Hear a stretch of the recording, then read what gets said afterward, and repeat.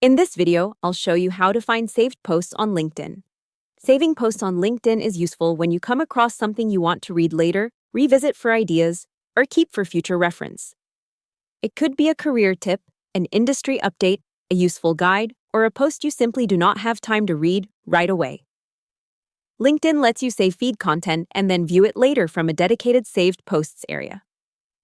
Let's start with the LinkedIn mobile app. Open the app and tap your profile picture. After that, look for the option called Saved Posts. LinkedIn's Help Center says that on mobile, this is the main path to access content you saved from your feed. Once you open it, you can scroll through the posts and articles you saved earlier and tap any item to view it again.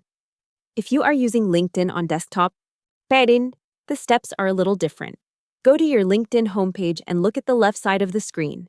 There, LinkedIn says you can click Saved Items, then choose Saved Posts and Articles from the list under that section. This will open the page where your saved feed content is stored. Once you are inside the Saved Posts area, you can open any saved item whenever you want. If you no longer need one of them, LinkedIn says you can click or tap the More icon on that content and choose Unsave. That removes it from your saved list and helps you keep the section more organized. It is also helpful to know that saved posts are different from saved jobs. LinkedIn keeps saved jobs in the Jobs area under Job Tracker, while saved feed posts and articles are stored in the separate Saved Posts section. So if you do not see the content you expect, make sure you are checking the right saved area.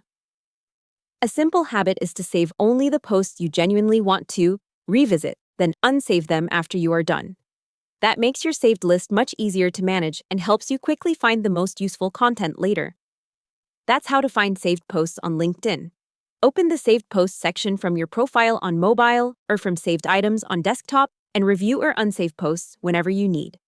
Hope the tutorial was helpful. Subscribe to my channel and see you in the next video.